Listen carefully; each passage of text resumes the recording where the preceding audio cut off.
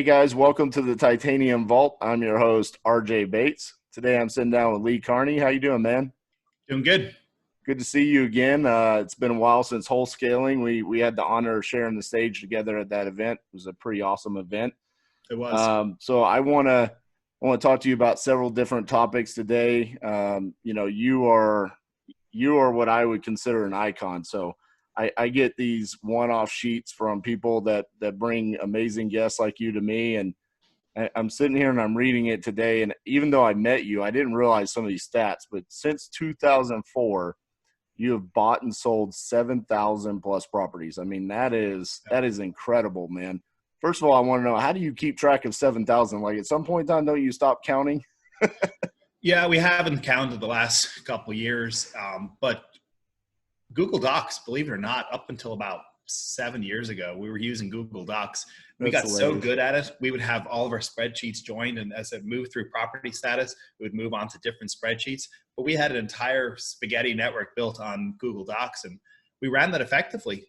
That's awesome, man. Every property, got everything processed. It worked really, really well. So yeah, Google Docs and QuickBooks.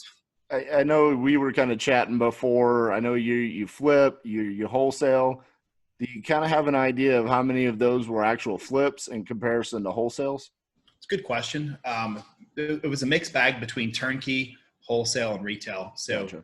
Probably about a third of each. Yeah, I mean, Gotcha. I've done a couple of thousand turnkey where we lined up buyers from all over the world, and we would buy, rehab, place the tenant, and then put it into property management. So I've done most aspects of real estate in a big way. Yeah, for sure. How many different states have you done deals in? About 30. 30. You have any desire to go hit those last 20 just to notch it off your board? For me, it's chasing deals. I don't care where they are. Our approach is just different. You know, once we're out of state, our buy box is a mispriced asset. So if it's a good deal, we'll buy it. I mean, I'm looking at one right now. Just give you the quick numbers on this. It's in South Carolina. Okay. It's a 2,700 square foot block home. We're buying it for $25,000. It's in good condition, and it's ARV probably 180 to 200. Wow. We're gonna wholesale for 80. Wow, that's crazy, man. That's one right today. We just closed on. So that's a good example to throw out on the podcast right there. Yeah, well, I mean, it just shows you who wouldn't buy a house. It doesn't matter if it's my buy box. Right. This is where a lot of people get stuck in their buy box, and the problem with the buy box is like putting blinders. Yep. Because there's good deals all around you. You're like, no, I only buy in this box. Well, I think that's crazy, especially with everything going on right now as we're recording this. There's so many good deals. We should be chasing good deals, not be focused on a buy box. And so that's just my take on that. At some point, it makes sense to buy something not in your buy box. Yep. Maybe it's a 20% discount. Maybe it's a 50%. But in this case, I mean, I gave you clear numbers. I'm buying it for less than half of what I'm going to wholesale it for. So why wouldn't I buy it? Absolutely. So, you've been around since 2004. You've done thousands of deals. You've done them across the country. I wanted to kind of lay that foundation for everybody so they could understand the wisdom that you're about to share with us. So this is a changing market, right? We're in kind of unprecedented times. So from your opinion, how should either wholesalers, flippers, landlords, any of the above, how should they be approaching what's happening right now in the marketplace? Sure. Good. Really, really good. I think you've asked several questions, so I'll try to unpack it. Wholesalers should get excited because they're going to make more money than God the next couple of years. Yeah. So wholesalers should be really excited. And I would argue that wholesalers are positioned really well today because you can day trade through these choppy waters. I really believe it's going to be a slow grind down over the next 2 to 3 years. Yep. Because what's going to happen is we've got all of these stimuluses where people have kicking the can down the road, essentially, 3 months, 6 months. And so the defaults are probably not even going to kick in until next year. Yep. And that's when, whether it's a judicial state, which means there's a foreclosure process, or it's a non-judicial state or trustee state where it's a much shorter process. So basically you don't pay for 90 days, your house gets swiped. Right. So there's going to be a mixed bag depending on which states fall first. But over the next, I'd say 2 or 3 years, you're going to see those prices settle back down. But that's good news for wholesalers. Because if you're not closing and owning or owning long-term, you get the day trade real estate. Mm-hmm. I mean, if the asset I bought today goes from 80 and I sell it at 60, am I okay? Yeah. It can go down 30%. I'm okay. It can go down 40%. I'm okay. It can go down 50%. I'm still okay. And so I like being a wholesaler. I've always been a wholesaler. It's always been an arm of our business. And so specifically to your question, wholesalers in a great position and should get ready to make a ton of money. Because so let's dive into that real quick before we move on to flippers and landlords. Okay. Yeah. So you're talking different about topics. Yeah. So you're going to talk about the opportunities that are going to come because of the default rates and everything that's going to change, right? Yep. Let's talk about right now today. Yep. Because I think a lot of people are really nervous, right? Sure. I'm having conversations with investors on a daily basis, and it's like, hey, maybe I'm short on cash. Maybe I wasn't as liquid as I thought, and some deals fell through, and now I don't know what to do. So what advice would you give to those people that maybe weren't positioned with their financial aspect of their business for the fallout that just happened? Sure. I've got three simple things we should be looking for. The most distressed sellers with the most amount of equity, with the biggest need for cash today. That's your avatar. Yeah. So what we're doing is we're diligently seeking out. So we do research. We identify equity. If I've got someone with 100 grand in equity and someone with 20, I'm putting 5 times the effort into the person with 100 because now I can land the whale instead of catching a bunch of minnow. That's a Brian Tracy phrase if anyone's ever gone through his sales training. Right. And so we're going after big deals, big motivation, big deals, because now there's equity for everybody. And we're identifying people that really value cash. My experience just in the last 30 days, the perceived value of cash now has gone up a mile. Absolutely. I mean, it's insane. Yep. And we're able to chop down prices 10, 20, 30, 40, $50,000 because we're doing cash now. We're doing with banks. Banks are scared. Mm-hmm. So yeah, we're taking advantage of that. We got sellers. It's not about taking advantage of a seller, but if a seller values you as a cash now versus a listing that could be cash, maybe more cash, but 2-3 months from now, everybody wants cash now. And I shouldn't say everybody. There's certain people that due to maybe losing a job or being nervous or just wanting the cash in their hand and not in an equity, we're getting amazing deals. So again, motivated sellers, high equity, and people that value that cash now propositions. And that's who we're going after, and we're getting really good deals. Yeah, yesterday Next Level Mastermind hosted a webinar, and we had Christina Spells on as one of our panelists, and she brought up a really good point because she's in St. Louis, Missouri. And she said, look, some of our sellers that we might be going after right now with those very high equity spreads, the $30,000 that they had to their name could be tied up in the rental property that they went and bought with cash, thinking that they were setting themselves up. And now they're not able to collect that rent. They will do anything to get that cash back because that was basically their life savings. And they could even be out of their job at this point in time.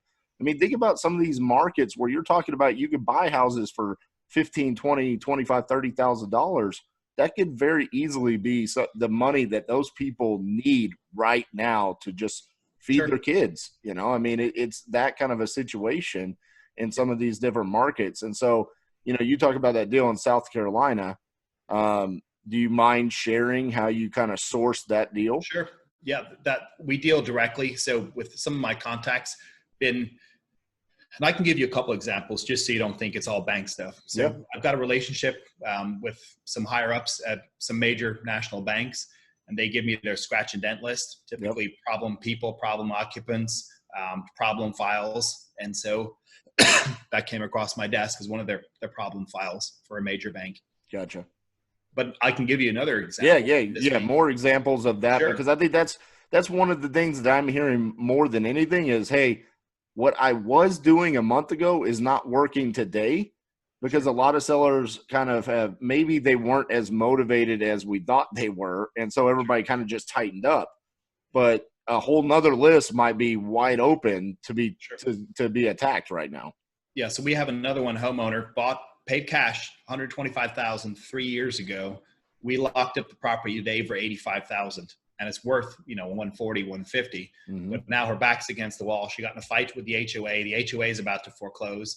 So she she's nervous. So she's taking a $40,000 hit in what she paid. By the way, 3 years ago, the market was still appreciating. So it went up another 20,000 from what she paid. She's selling at 40 grand less than what she paid 3 years ago. Right. So we're really looking for the seller that just needs the cash now. They're nervous. They want, like you said, they want the cash.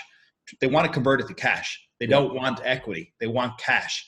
And so that's where there's a huge opportunity for wholesalers, because you target people that have a high value on cash. They want their assets converted. And these people are typically liquidating everything, anything that's nebulous and not cash, whether it's a stock or whether it's, maybe an extra vehicle, or whether it's, something that's just not cash. They're hoarding cash. And that happens. A lot of people do that. They just get very, very nervous. People talk about the stock market being destroyed. We haven't seen anything yet. It's only down of, I think, 15 to not even 20% right now from its all-time high. So a lot of people now that post-COVID here, it's got a little bit of a bump. They're all converting out of that completely into cash. I just got off phone with an asset manager, a friend of mine, a couple of days ago, and he's instructed his entire family to convert everything to cash. So this is a guy who managed billions and billions of dollars, of institutional money. So lots of interesting changes, but again, wholesalers are positioned because you're day trading. And the good news is the market could be down 10%, but wholesalers are locking up stuff at 50% discounts. Why? Because you're going after the most distressed sellers that are freaking out. By nature, we're not paying market value. So if the market's down 10%, we get an exponential discount below that, because we're already dealing with sellers that are motivated, sellers that are scared, and sellers that value cash. So I think wholesalers are in prime position. My biggest mistake last market cycle is today I was a huge rehabber, not wholesaling. And then after I realized I'd screwed up, lost everything, I then flipped over to being a wholesaler. Right. So I went from losing everything to making about $1 million in 12 months once I changed from being a rehabber to a wholesaler. So we're kind of skipping ahead maybe to your next question. Yeah.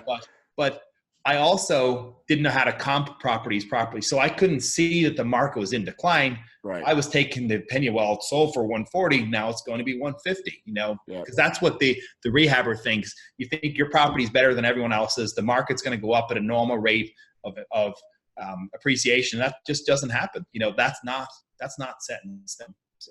Yeah. And I want to wrap that up a little bit with on the wholesaler side of things.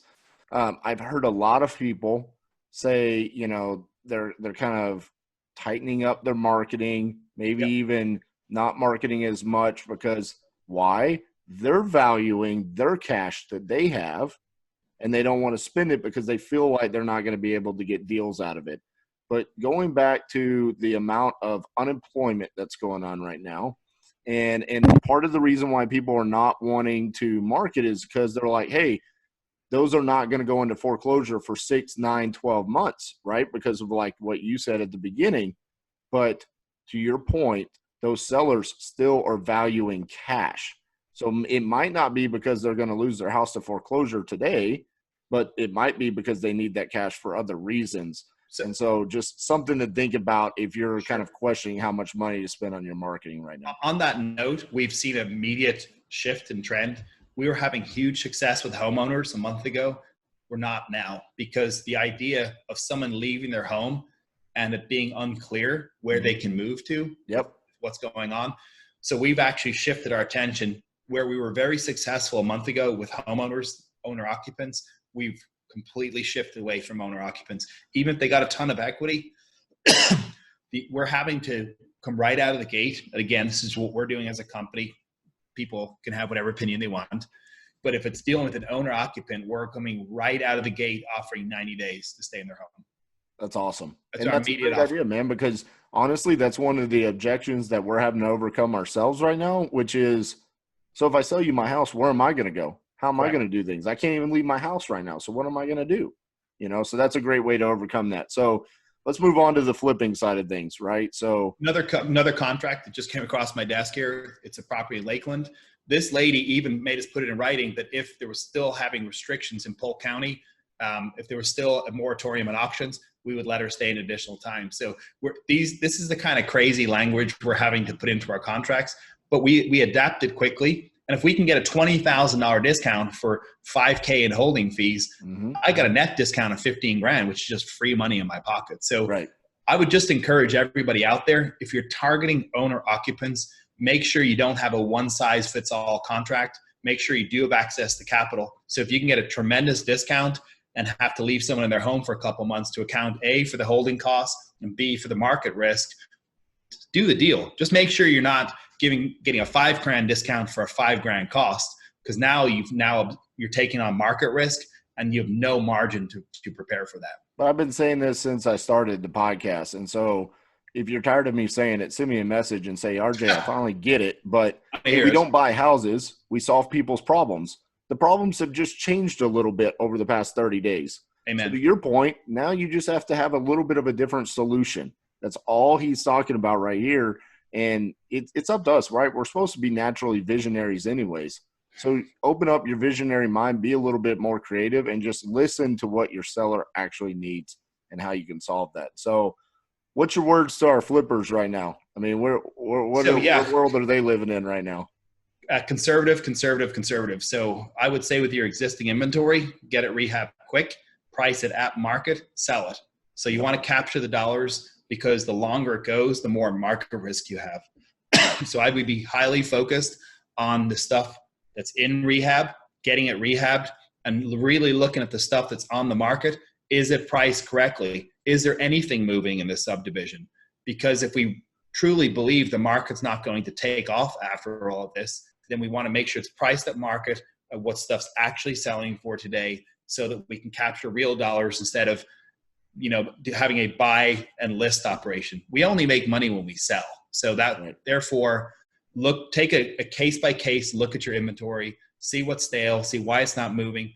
But I wouldn't be waiting till COVID's lifted, because you could find yourself in a worse market. And I think that the component of market risk, there's several points of risk when you own a property.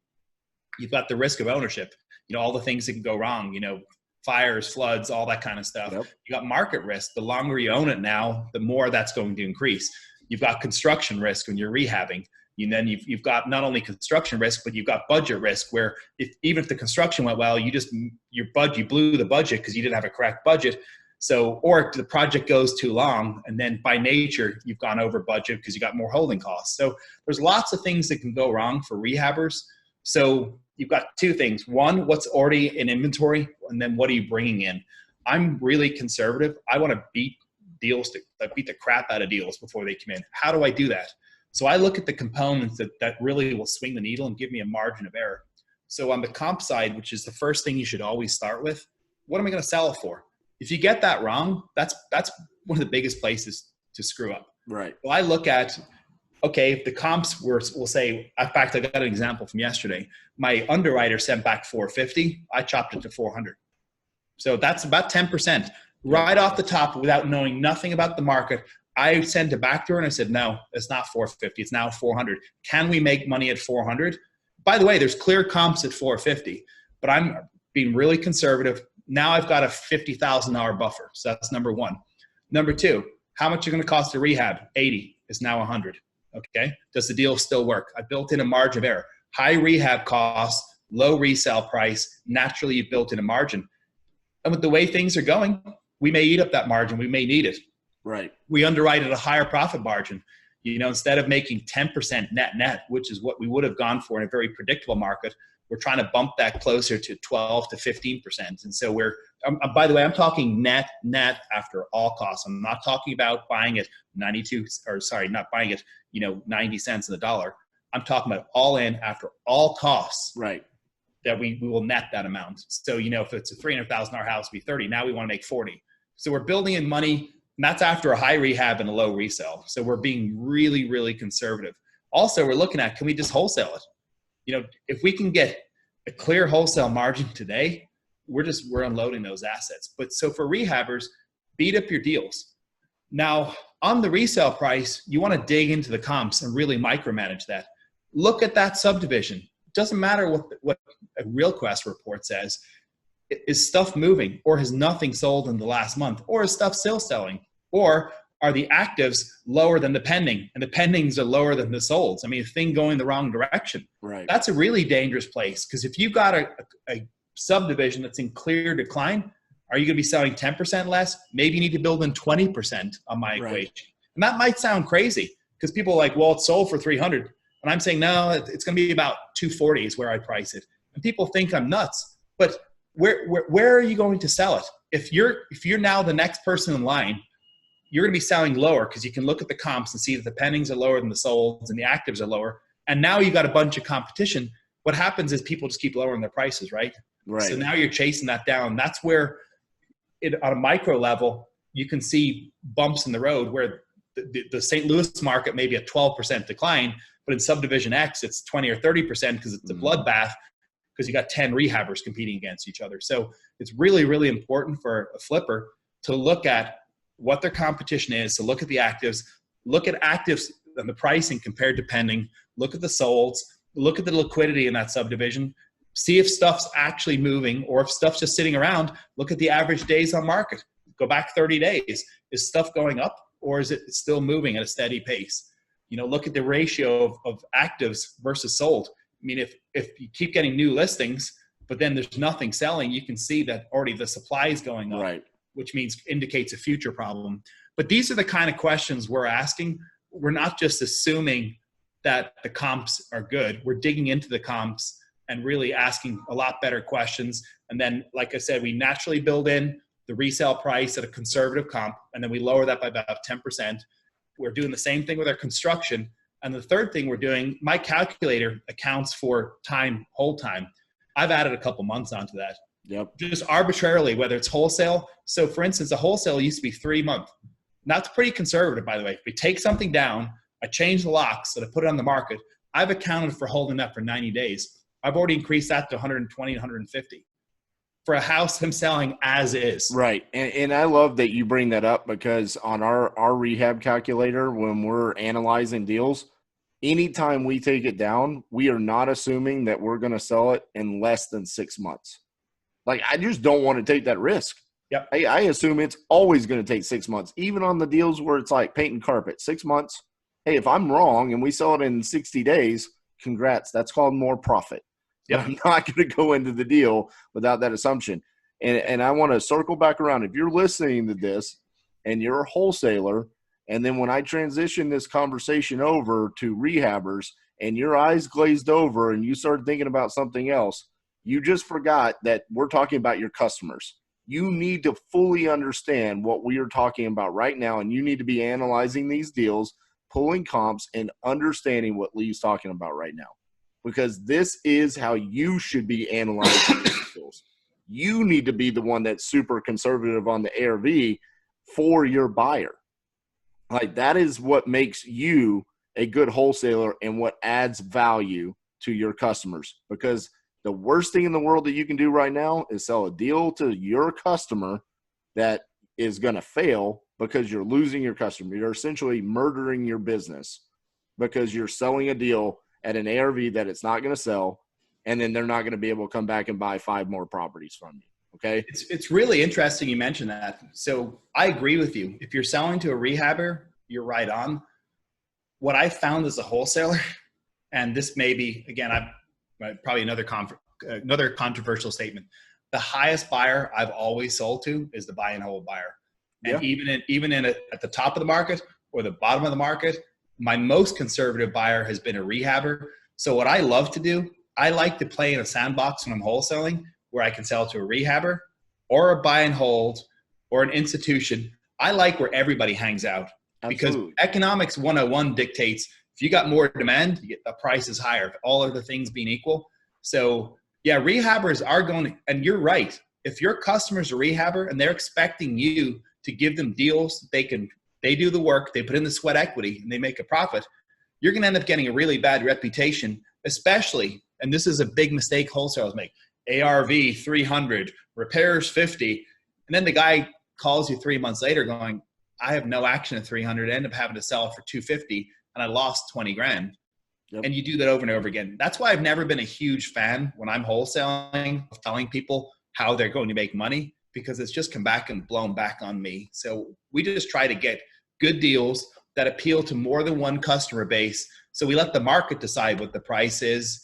And my experience has been that the buy and hold buyer, at least in an upward or flat market, is your best buyer. Now, in a downward market, yeah, that's when the sharks come out. So instead of wholesaling, right now, you can literally buy at wholesale and sell above wholesale because there's enough buyers. Right. Today, it's probably transitioned into slightly below wholesale, selling at wholesale. But once the crap hits the fan, you got to buy way below wholesale and sell below wholesale. So it's buying stuff really, really cheap because the person you're selling it to is recognizes they're taking a risk and they only want to buy something that's a deal.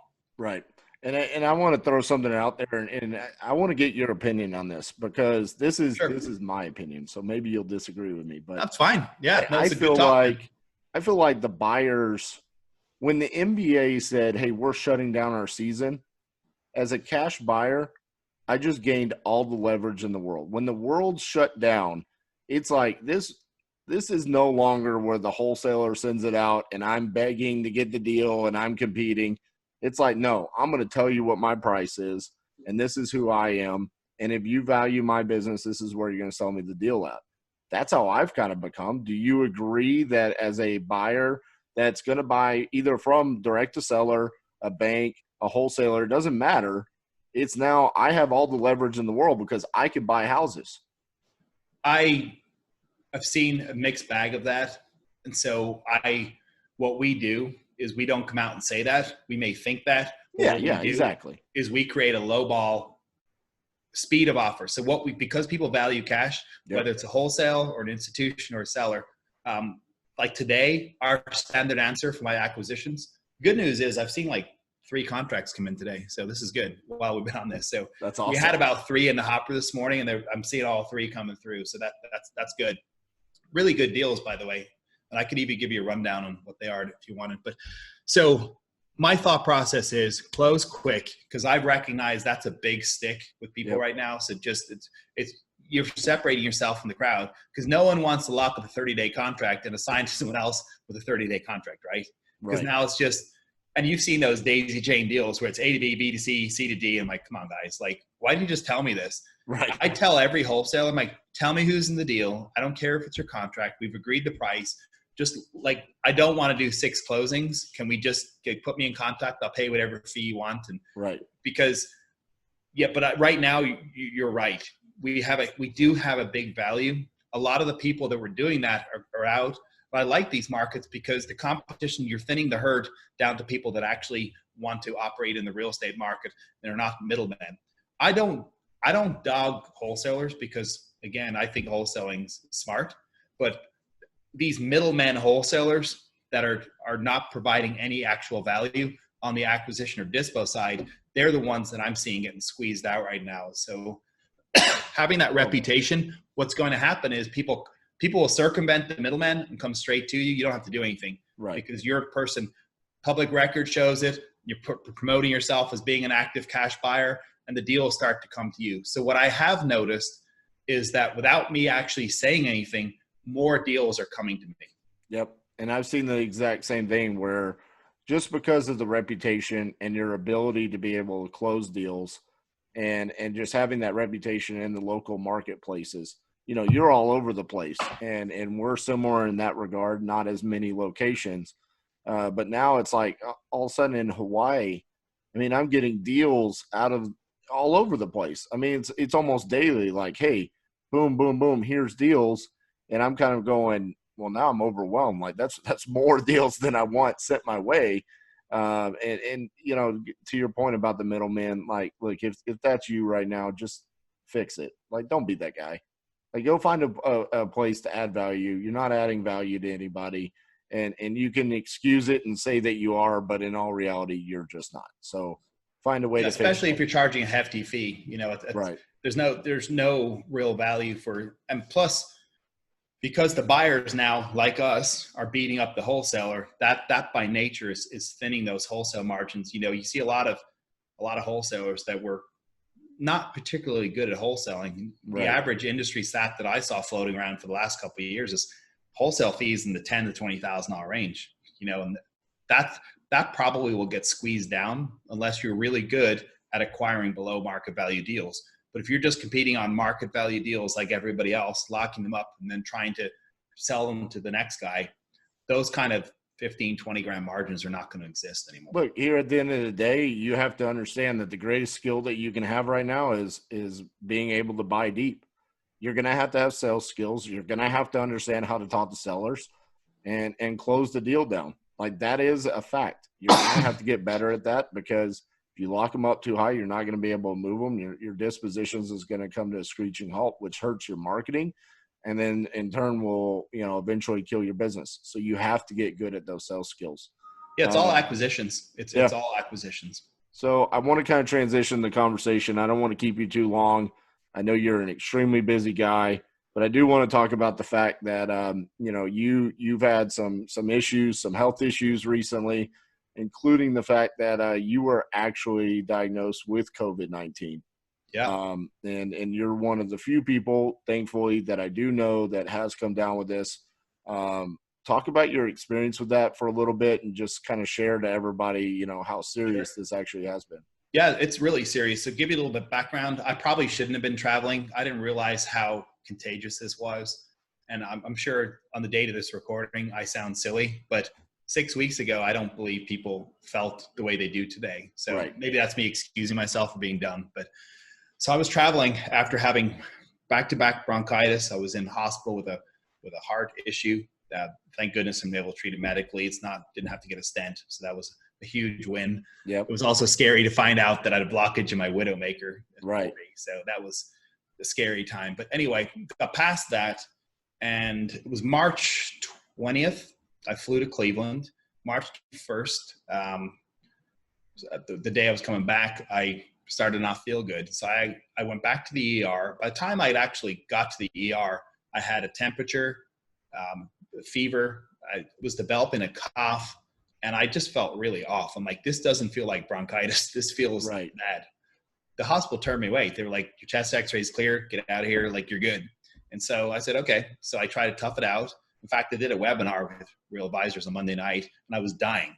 So the guy's like, you're off. I'm like, oh, I'm good. So fast forward to Wednesday. It was about lunchtime. I just left the office. I said, man, I laid down. And from that point forward, I don't remember anything, but apparently I woke up, got a ride to the office to pick up some chargers, and then asked to go to the hospital.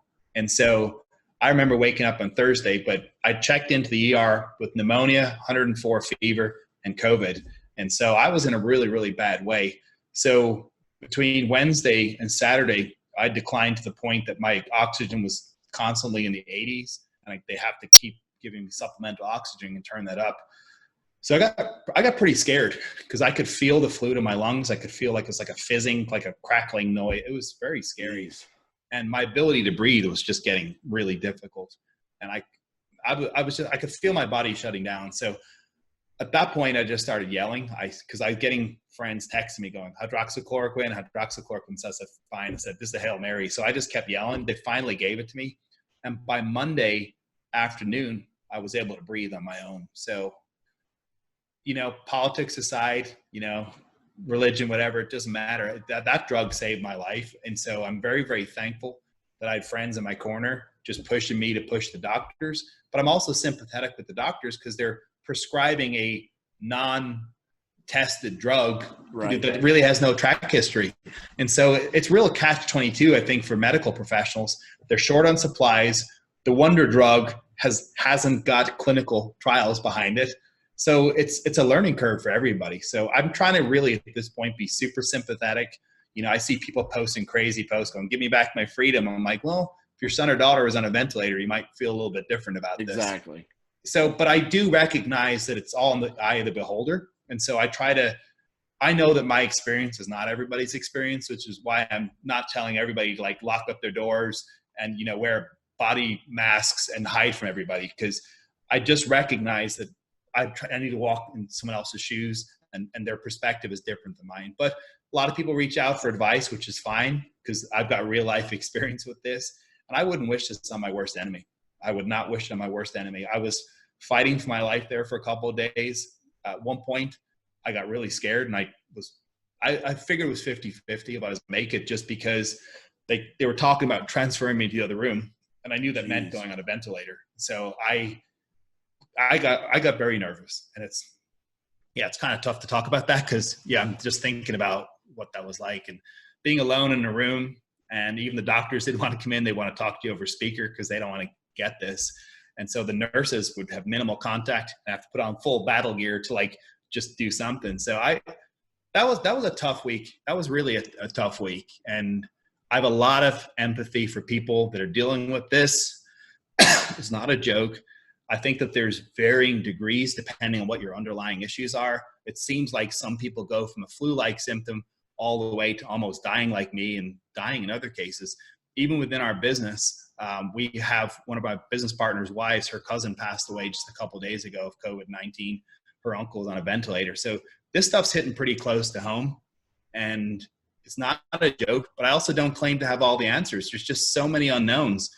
I want us to go back to work. I want the economy to be right. I want people to get paid, but I also don't want a bunch of people dying unnecessarily. So I don't claim to have any kind of extreme answer for this other than I want things to go back to normal, but I don't know what that new normal even looks like. So I think anyone who's claiming to be an expert on this is mistaken because we're figuring this stuff out together. Yeah, man. It's, thank you for sharing that first and foremost. I mean, I know that's extremely difficult, and I can't imagine what that must feel like where you're at a hospital and the nurses and doctors are trying to avoid you. I mean, that's the place you go to get better. I mean, it's like how lonely of a feeling that must have been to be sitting there and literally having those feelings and hearing those conversations. Or even choking. The COVID cough is so severe that it would choke you to the point you passed out. So I passed out many times in hospital just by myself with no one there. So it's rough. I mean, I'm not saying that for people to have a pity party. Like, it's really bad. And so this is just far different than anything I've experienced in my life. And when you feel your body shutting down and the only solution is to give you more oxygen, that's a scary, scary place to be. So I just encourage you guys, if you're listening to this, just try to walk in someone else's shoes and be empathetic with people, because you just don't know what's going on in someone else's life. You don't know what their experience is, whether it's with them personally, or their family, or their inner circle. And it's affecting people even besides the sickness. People, I see a lot of people say, well, just go back to work and stop being lazy. I'm like, well, no, people don't have an entrepreneurial skill set. They've worked a job for 20 years. Their job said you're fired, and they have no income and no ability to pay for anything. So I'm trying not to take that extreme view, because I think it's very, very harsh. And we as leaders need to lead by example, lead with positivity, lead with hope, lead with teaching people what we are doing in our business that is working, and trying to encourage people rather than hit people over the head for having an extreme view that's different than yours. Thank you so much for sharing all that. I mean, how are you feeling now? Do you feel like you're fully recovered? Not at all. Did they continue to give you medicine, or what? No, treatment? It's just sleep is my biggest medicine right now. I'm probably about 50% of where I need to be. My lungs are severely damaged. I don't have a lot of stamina to even walk or, do any kind of exercise. So it's a challenge. It's hard for me to say that because everybody wants to be the tough guy, but this is no joke. I think it's going to be several weeks before I recover. Well, I'll be transparent and be honest with you, man. I mean, so you and I met in Houston at wholesaling, and I don't know you. I've never met you before, but I know Elizabeth makes the announcement, and she's like, Lee Kearney's coming in, and he's done 7,000 houses, and I'm like, the hell am I doing speaking on the same stage as this guy? And here you come in with your whole entourage that you've got coming in, and you were one of those kind of guys that just naturally was like bigger than life, and I follow you on social media, and I respect your opinion and some of the things that you're doing in this business. And then I saw what happened with the heart issue, and that like hit home for me, because I'm 35, you said you're 40, right? And I'm like 41 now. So I'm like, holy shit, like 5 years from now, I mean, I got gotta stop drinking this shit, and it's like, I'm immediately I start could dating. tell you why you shouldn't drink that stuff. I It know would all the larger, it would larger heart valves. So yeah, I that's know why I all just the stopped drinking reasons it. why, and I'm like, that's scary. I mean, you were this guy that came in, and I'm just, I respect you so much, and then I find out that you have COVID right after, and it hit me pretty hard, man. I mean, you're like a guy that I don't know, but it's like I've seen you, like I've been in the same room with you, I shook your hand, and it's like, holy cow, like this is. I think we all kind of had those moments when the NBA shut down, no March Madness, Tom Hanks. That was like, okay, this is real, right? And then it's like when you actually know somebody, it's like, whoa, like this is hitting home. It Sure. was one thing when it was Forrest Gump. It's another thing when it's like a guy that shook his hand, And, Yeah. And even further than that, like without getting religious, we're not guaranteed tomorrow. Your life can right, be taken away in a flash. And those things are real to me. So it's very, very humbling. Like when I get out of hospital, I was in isolation. I couldn't even get out of bed.